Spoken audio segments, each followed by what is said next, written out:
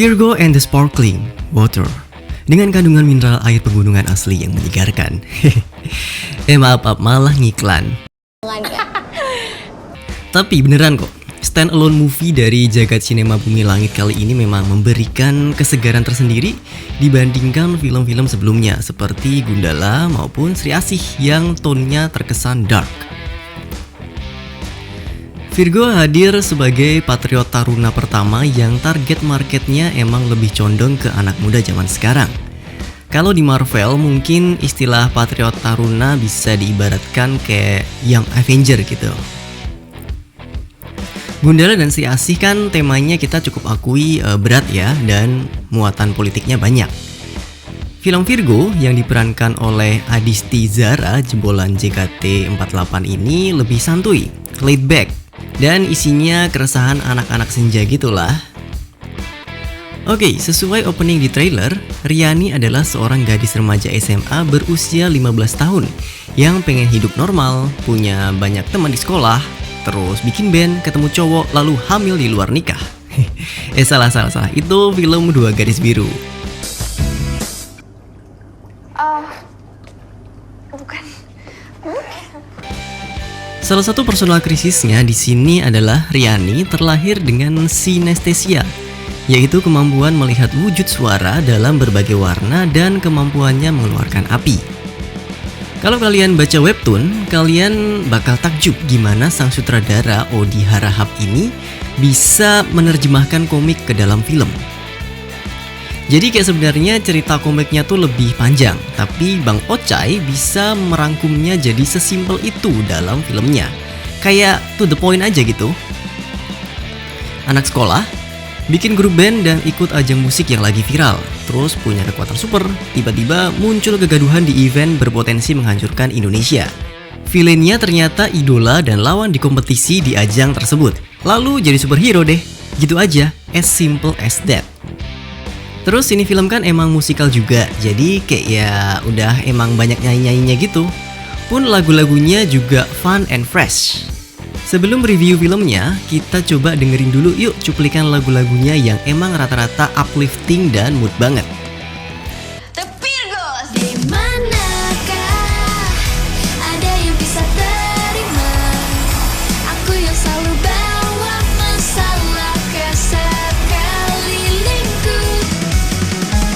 Ku cinta kamu bukan berarti ku tak mendua.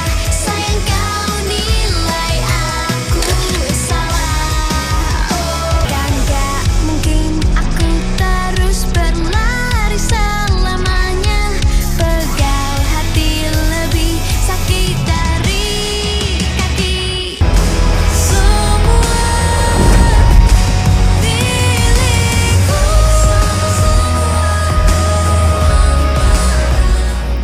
Alright, sekarang lanjut kita lihat dari segi aktingnya. Yang patut diacungi jempol adalah chemistry-nya. Jadi geng Blackpink 4 orang ini kayak kelihatan udah temenan lama gitu. Terus ketemu dan main film bareng. Dibanding dua film sebelumnya, Gundala sama Sri Asih, komunikasi antara karakter di film Virgo itu ngalir gitu aja dan natural banget. Signature Odi Harahap yang emang suka bikin film remaja dan kopla itu pokoknya bakal kelihatan banget di film ini. 1, 2, api.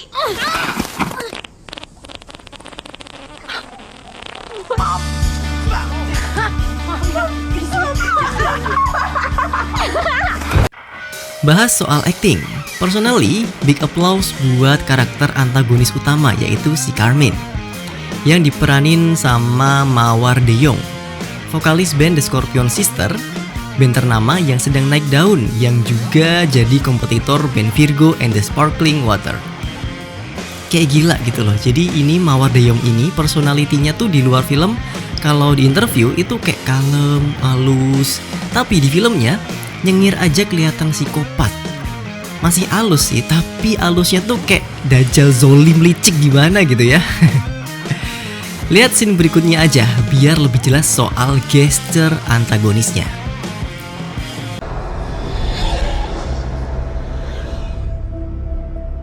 Nggak mau. Yakin gak mau gabung?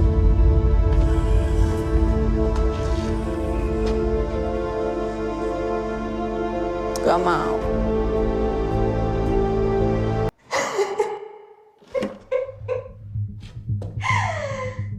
Kok dimatiin sih, Ri?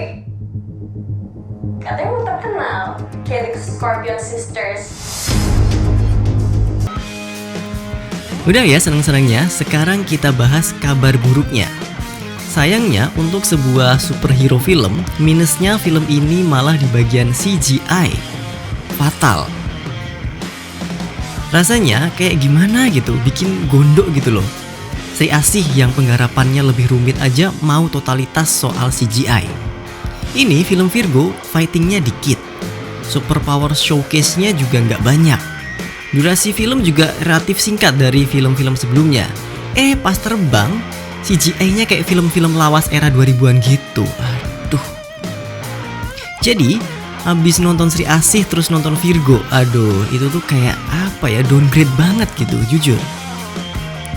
Ada sih bagian yang bagus, tapi mostly malah pas bagian CGI-nya si karakter antagonis, si Carmine. Efek asap hitamnya itu ya sebagus asap hitamnya roh setan di film Sri Asih. Tapi ya itu, masa efek CGI hero kalah sama villainnya? Sangat disayangkan banget. Nah terus ini lagi nih, soal poster. Kalau dibandingin Gundala sama Sri Asih, kayaknya emang gak tepat ya. Kedua film tadi emang tone-nya dark. Beda dari Virgo yang tone-nya emang lebih bright. Poster film Virgo jatuhnya ya bakal dibandingin sama poster film Miss Marvel, mau gak mau. Film superhero kan udah bentuk globalisasi, jadi perbandingan itu hal yang pasti, gak bakal bisa dihindari juga. Atau lebih halusnya gini deh, konsep poster Virgo itu harusnya ngambil referensi dari Miss Marvel. Sama-sama karakter remaja, urakan, teriak lunjak-lunjak sana-sini. Tapi sekalinya bikin poster, dar. Poster Miss Marvel lebih dewasa, misteriusnya seorang superhero tuh lebih dapet. Sedangkan poster Virgo and the Sparkling Water ini kayak FTV gitu ya. Sedih memang. Lebih suka teaser poster yang pertama. Kalau kalian gimana kalau disuruh bikin poster? Kalau kostum, secara pribadi nggak mau ambil pusing juga. Walau terlihat cheesy, tapi girl band emang kostumnya ya kayak gitu. Kostum Miss Marvel aja juga nggak bagus-bagus amat karena emang konsepnya handmade. Kalaupun high tech, maybe Ridwan Bahri bakal bantu nanti kalau semua udah assemble. Yang personally unik itu konstruksi ceritanya. Ini nih, masuk detailed review filmnya. Coba perhatiin ya, kalian bakal nemu banyak hal yang relate di sekitar kita. Kalau dilihat-lihat dari segi cultural references, Virgo udah sama kayak karakter Miss Marvel. Contohnya parents-children relationship. Kedua film sama-sama menyoroti masa-masa dugalnya anak remaja yang sering berantem sama orang tua. Nah, kalau Miss Marvel kan meng-highlight story-nya soal muslim minoritas di Amerika nih. Kalau Virgo lebih kalem dan bahas isu soal family. Lebih tepatnya soal bad parenting yang berpotensi menimbulkan inner child. Kalau di medsos, Gen Z itu nyebutnya mental health. Di awal film, kita dipertontonkan gadis kecil yang bersembunyi di dalam lemari karena stres dan takut menghindari orang tuanya yang abusive sampai melakukan KDRT. Nah, gadis kecil ini di tengah film terungkap, yaitu si Carmine tadi. Carmine di komik digambarin memiliki kemampuan manipulasi suara dan memanfaatkan gelombangnya secara ofensif. Di filmnya, kemampuan Carmine dikembangkan lagi. Suaranya bisa menghipnotis orang yang nonton videonya untuk melakukan tindakan kekerasan, khususnya pada orang tuanya sendiri. Poin ini secara konteks menyoroti anak-anak remaja yang udah punya full akses medsos ataupun online streaming yang kontennya ya itu ya, bisa bikin anak-anak muda terbiasa dengan kekerasan dan bikin impulsif pokoknya. Karakterisasi Carmine sebagai public figure di film ini merepresentasikan kalau nggak semua public figure sekarang itu a good influencer. It can be in the opposite way, alias kebalikannya. Perhatikan kata-kata si Carmine. Jelas cara pandangnya terhadap dunia ini adalah bentuk traumatic response karena inner child-nya yang terluka. Nyambung soal bad parenting tadi, KDRT udah merusak psikologisnya.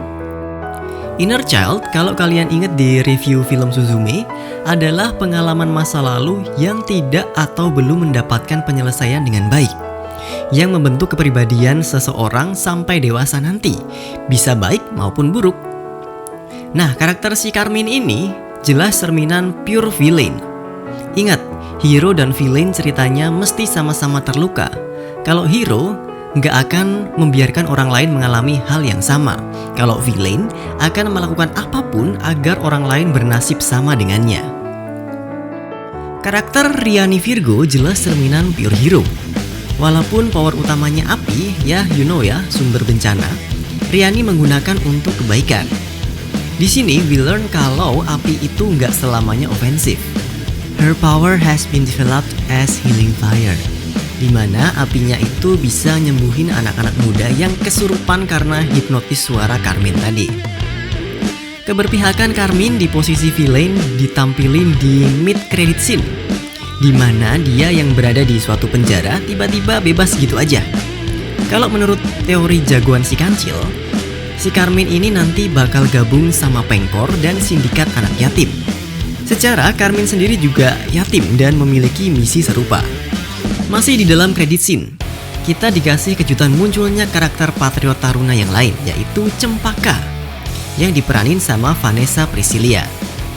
Karakter Cempaka ini lebih mirip Tarzan kalau dilihat di komiknya, tapi packagingnya udah modern banget di film Virgo. Kalaupun mau berteori liar, Cempaka ini nanti bisa aja tuh memiliki latar belakang seorang aktivis lingkungan atau pelindung satwa. Kalau dibikin standalone movie, bisa juga itu Bang Joko Anwar merangkul artis, public figure, atau youtuber pecinta satwa buat building story-nya.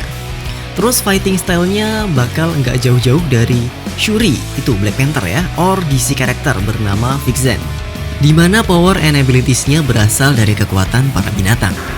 Kerennya lagi kalau story arc-nya digabung karakter Camar, settingnya di Indonesia Timur, terus vibe jungle-nya pasti bakal kerasa banget. Dengan begitu, jagat sinema bumi langit nggak bakal terjebak dengan label Java sentris. Kayaknya udah semua nih. Terlepas dari kekurangan Virgo in the Sparkling Water tadi, we know ya, it's just a beginning. Remember, mengkritik bukan berarti mendukung ya. Salah. Criticism itu maksudnya juga bentuk support gitu. We will see ya developmentnya JSB nanti kayak apa. Let's hope for the best. See you di review selanjutnya. See ya!